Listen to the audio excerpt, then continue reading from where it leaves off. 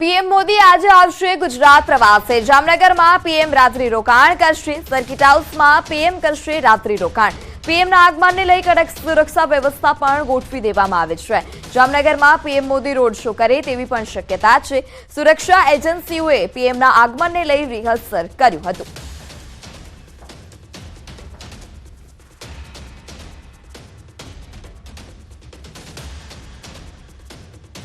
ભારતના વડાપ્રધાન અને ગુજરાતના પનોતા પુત્ર નરેન્દ્રભાઈ મોદી 24 ફેબ્રુઆરીના જામનગર ખાતે આવી પહોંચવાના છે। હાલ પ્રવાસને લઈને હાલ તમામ પ્રકારની તૈયારીઓને આખરી ઓપ આપવામાં આવી રહ્યો છે। જે પ્રકારના દ્રશ્ય આપ જોઈ રહ્યા છો, જામનગરના સર્કિટ હાઉસ ખાતે વડાપ્રધાન નરેન્દ્ર મોદી છે તે રાત્રિ રોકાણ કરવાના છે।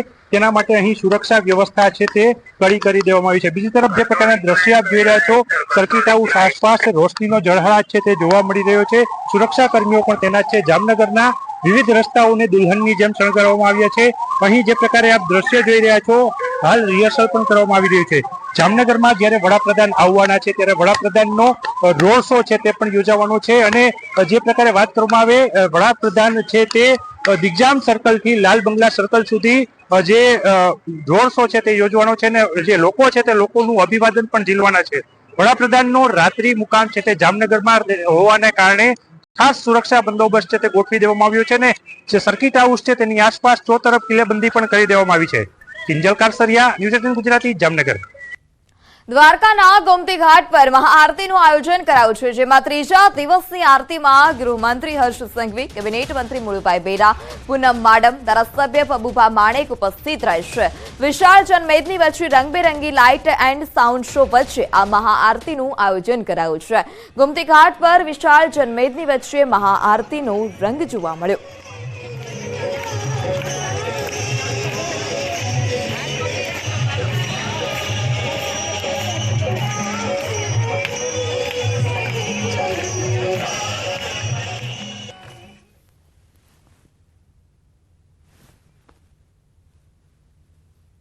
આ ઐતિહાસિક બ્રિજ સુદર્શન સેતુ તરીકે ઓળખાઈ રહ્યું છે।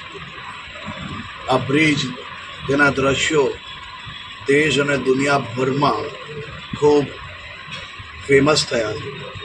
આખું દ્વારકા નગરી, ચાહે ધર્મશાળા હોય, ચાહે કોઈ હોટલ હોય, ચાહે કોઈનું ઘર હોય, ચાહે એ ગોમતી ઘાટ હોય, આ બધું જ શણગારવામાં તમામ સમાજે, તમામ નાગરિકોએ જે પ્રકારે ઉત્સાહપૂર્વક ભાગ લીધો છે એ અદ્ભુત છે।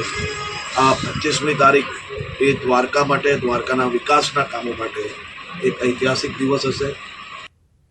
આજે મહાસુદ પૂર્ણિમાનો દિવસ છે। શામળાજી સહિત યાત્રાધામ અંબાજી તે ઉપરાંત પાવાગઢમાં હજારો ભક્તો દર્શન માટે ઉમટશે।